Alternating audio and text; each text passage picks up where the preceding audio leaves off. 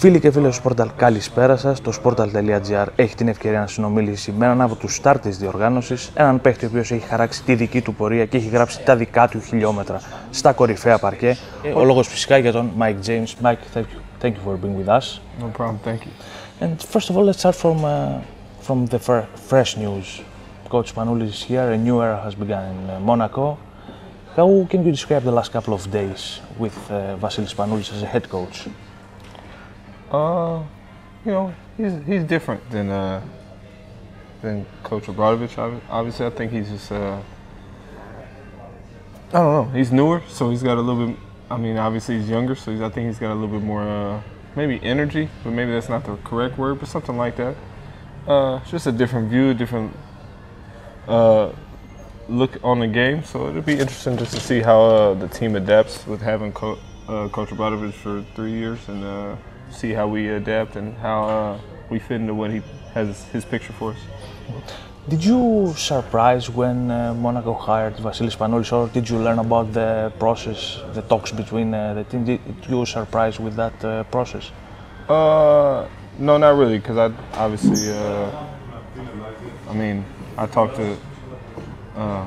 Coach a lot, not a lot, but I talked to him a good bit, and I talked to him on the phone, I think, after maybe he had his first or second talk with him, just to see, and he asked me some questions and asked what I thought, and, you know, asked what he thought, and just had a good conversation. Let's go back to the practice of Tuesday, the first practice with Βασίλη Σπανούλη. He came in on the court.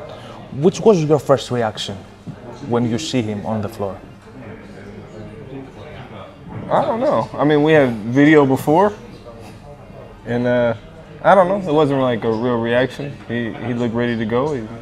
You know, we had practice. I mean, it wasn't like a reaction. What would you like to learn from him? What would you like to pick up his brain? And what kind of advice you would like to get from him? I mean, like I said, we already been talking, so it's not like little stuff like how he played is like he gonna tell me something new because we already been talking. But I think as a coach, he can just, you know, during the games and like during practice and during film, that's a little bit more intimate. So it's a different type of breakdown. It's a different thing of what he's seeing play by play. So just you know, being able to hear what he sees and compare it to what I see and see, you know, what I can work on and what I can perfect and just, you know, tinker with my game. Mm-hmm. Do you feel you always admire him? You always say great words about him. Having him now as a head coach is something really. Do you feel it's really the most emotional part for you? Is really how you feel having one of your competitors, the guy who always compete at the highest level, having a coach. It's nice. I mean, obviously, I'm still, you know, it's a little bit bittersweet because obviously I was really coached with Coach Obradovic, so. You know, it's kind of weird still from that standpoint, but having him around and having him around last couple of days is nice. You know, I'm glad that I had no point in firing Coach, obviously. So hiring him is, you know, what I was happy about that. Just because, you know, when you move on from a good situation, you obviously want to move on to another good situation. So I feel like this is going to be a good one, and I hope it is, and I hope that. Communication between us stays as it is or even evolves and grows, and just, you know, excited to see what happens going forward. Coach Spanouli expects is a perfectionist. Did you see already that in practices, or you expect to see as the season goes on?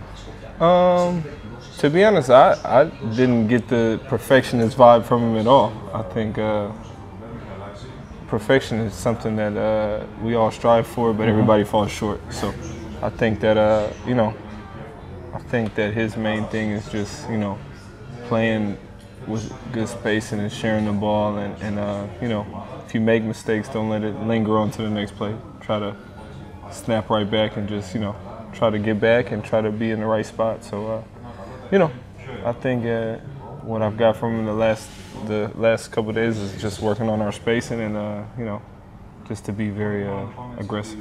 How confident you are for the next games and for the rest of the season?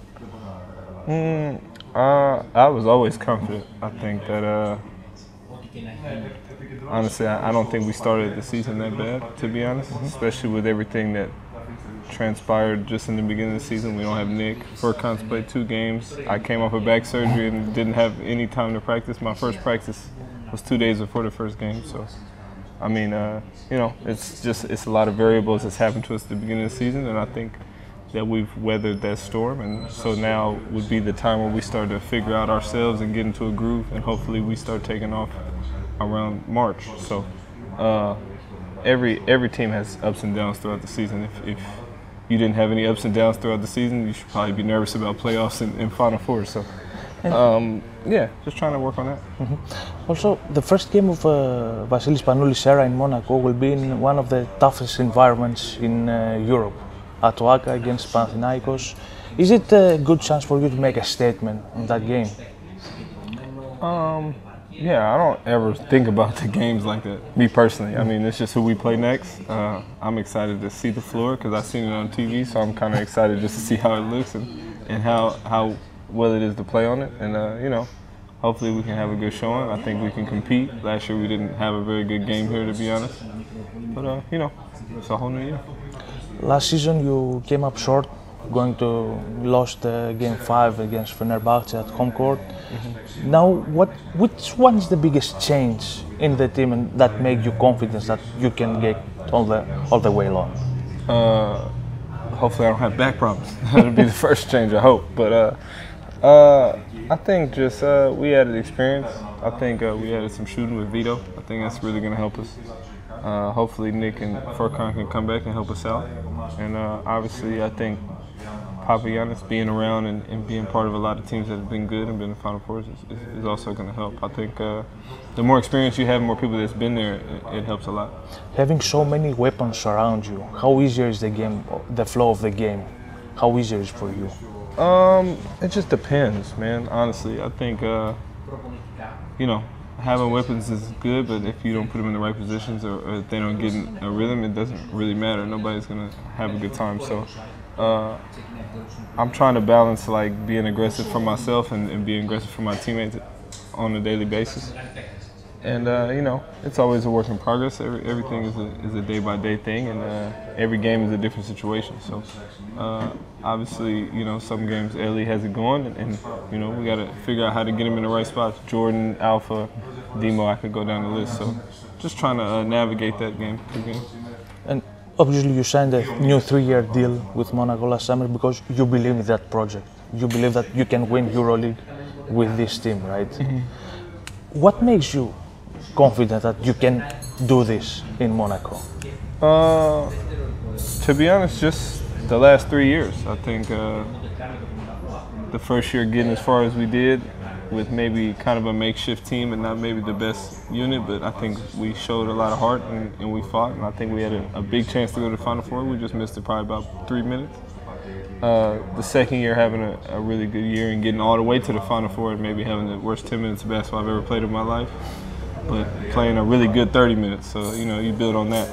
And you know, getting so close last year and you know, feeling like my body just didn't hold up and I couldn't finish the deal just physically was probably one of my biggest letdowns, to be honest. And so wanting to come back for another 3 years and feeling like, all right, if we add some pieces, if I make sure that I don't have back problems, I don't know how you really make sure, but if I get through that and we can get into a playoff series where I feel like we have a chance, a good chance as anybody, and then in the Final Four it's one game. So you are 35? 34. 34, right?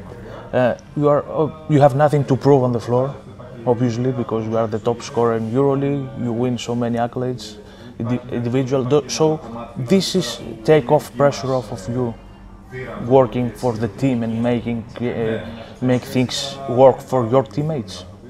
I don't know. I think the way I play just kind of makes the team go. I think when I'm not aggressive, we're not that good. And when I am aggressive, we turn into a really dangerous team. So, you know, I don't really look at it as pressure for me to get stats or me to do anything. I never really have. I mean, when I'm on the floor, I feel like I'm going to play well. So it'll just kind of happen organically.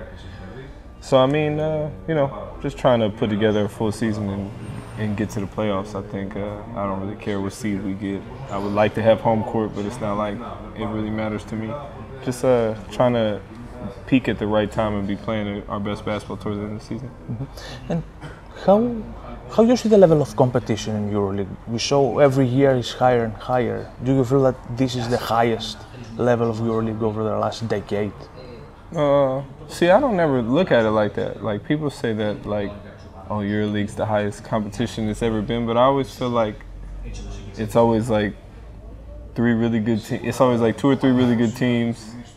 It's like 6 or 7 that are all close together.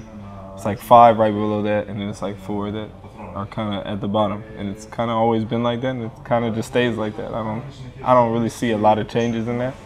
It's always close at the end between the 3 and 8 spots, or 3 and 7, whatever. So I mean, it just seems similar to every other year. I mean, it just sometimes different teams go up and down, but it seems similar. So we talk about Euroleague, so can you describe us the ideal final play of Euroleague for you? The ideal final play? Yeah. Me just dribbling the ball out and waiting for the clock to end and winning. In the final game of Euroleague? Yeah, that would be a perfect play, wouldn't it? Have you got any perfect opponent for that? It don't matter. Whoever loses, I don't care. That don't matter to me. And one last question. Obviously, you have a 3-year deal. Always your name connected with Greek teams, Panathinaikos, lastly with Olympiakos. So, do you feel with that 3-year deal, the whole rumors and the connection between you and other teams is over? I mean, I don't know. That ain't really got nothing to do with me. I mean, people always have rumors about me. I think it's a compliment at the end of the day. I mean, I think people would like to see me on their team, or other teams would like to have me, so I think it's a good thing. So, you know, I don't really care. It doesn't bother me. Thank you very, very much. No problem.